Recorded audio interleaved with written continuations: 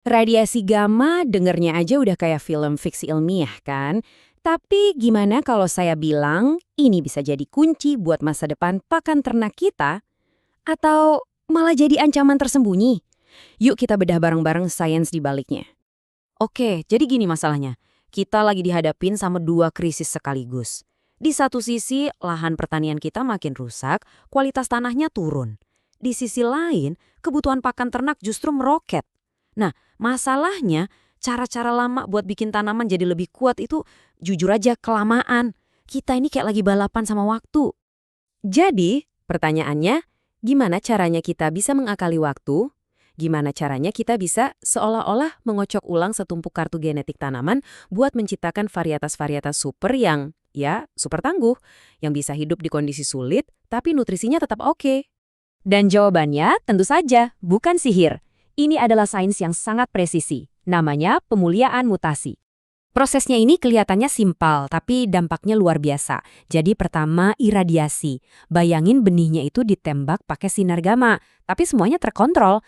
Terus yang kedua, mutasi. Nah, tembakan tadi itu bikin ada perubahan-perubahan kecil di DNA-nya. Kayak ada salah ketik sedikit lah di kode genetiknya. Dan yang ketiga, ini bagian paling krusial, seleksi.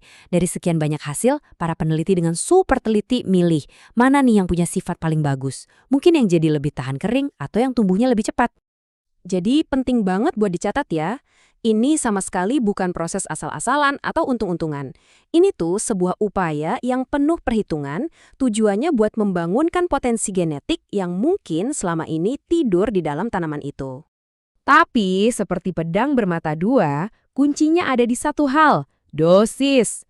Karena apa yang bisa jadi pemicu pertumbuhan, di sisi lain bisa juga jadi racun.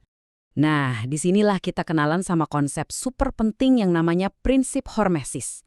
Intinya, gini, efek radiasi itu nggak hitam putih. Analoginya gampang deh, kayak kita berjemur. Kena matahari dikit, bagus kan? Dapat vitamin D, kulit jadi sehat.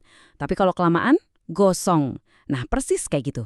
Dosis rendah bisa jadi stimulan, tapi kalau ketinggian, malah jadi racun. Oke, sekarang ayo kita lihat sisi baiknya dulu. Kita masuk ke sebut aja zona hijaunya. Dan hasilnya, wow, lihat deh. Dengan dosis tepat di 500 Gray, itu satuan radiasinya ya, pertumbuhannya literally meledak. Jumlah anakannya atau tunas barunya itu melonjak drastis. Artinya apa?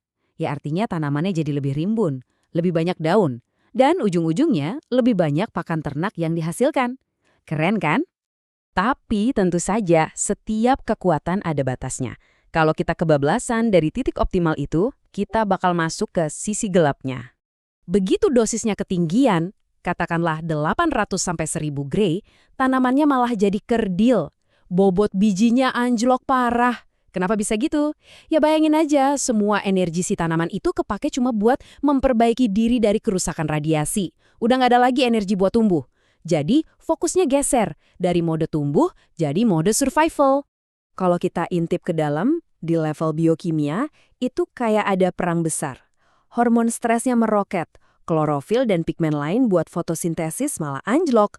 Terus, hormon-hormon yang tugasnya nyuruh tanaman buat ayo tumbuh, itu juga terjun bebas. Nah, kombinasi inilah yang bikin tanamannya jadi kerdil. Tapi ternyata ceritanya nggak cuma soal dosis loh. Ada faktor lain yang super penting, yang seringkali nggak kelihatan karena ada di bawah tanah, yaitu ya, kondisi tanahnya itu sendiri. Tanah ini bisa jadi perisai pelindung atau malah jadi pengkhianat.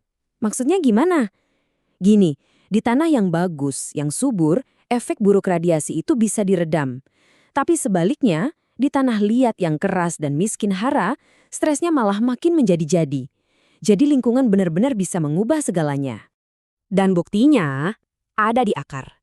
Coba deh lihat perbedaannya. Jomplang banget kan berat kering akar di tanah bagus sama di tanah liat? Ini menunjukkan kalau di kondisi yang jelek, akar itu jadi super sensitif dan gampang banget rusak kena efek radiasi. Oke, jadi pertanyaannya sekarang, dengan semua variabel ini, ada dosis, ada biokimia internal, ada kondisi tanah, gimana caranya para ilmuwan nemuin titik keseimbangan yang paling pas? Nah, ini dia yang menarik. Ternyata, di tengah semua stres itu, ada hadiah nutrisi yang nggak disangka-sangka. Seolah-olah si tanaman ini mikir, oke, gue susah tumbuh, jadi semua nutrisi terbaik gue simpen aja di biji. Hasilnya, kandungan protein di bijinya justru meningkat, dan ini jelas bagus banget buat kualitas pakan. Tapi tentu ada tapinya, ada tantangannya juga. Akar yang udah sedikit stres karena radiasi itu jadi agak susah menyerap nutrisi penting kayak nitrogen, fosfor, dan kalium dari tanah. Artinya, metode ini harus diimbangi sama manajemen pemupukan yang super presisi. Nggak bisa salah-salan. Pada akhirnya, semuanya itu dirangkum dalam semacam matriks keputusan kayak gini. Para peneliti harus menyeimbangkan antara zona aman, yaitu sekitar 200-500 Gray, dengan zona bahaya. Dan yang nggak kalah penting, mereka harus lihat faktor tanahnya. Kalau tanahnya kurang bagus, ya mereka pakai dosis yang lebih rendah di rentang aman itu. Jadi intinya adalah menemukan dosis emas yang pas banget buat tiap kombinasi tanaman dan lingkungannya. Jadi ini semua bukan lagi sekedar teori atau eksperimen di lab. Dengan memahami keseimbangan yang kompleks ini, kita saat ini juga sedang ikut membentuk seperti apa masa depan pertanian kita nanti. Jadi, ada 3 hal penting yang perlu kita bawa pulang dari obrolan ini. 1, radiasi gamma di sini itu ibarat pisau bedah, bukan palu godam. Alat yang presisi. 2, kuncinya selalu keseimbangan, dosis yang pas di lingkungan yang pas.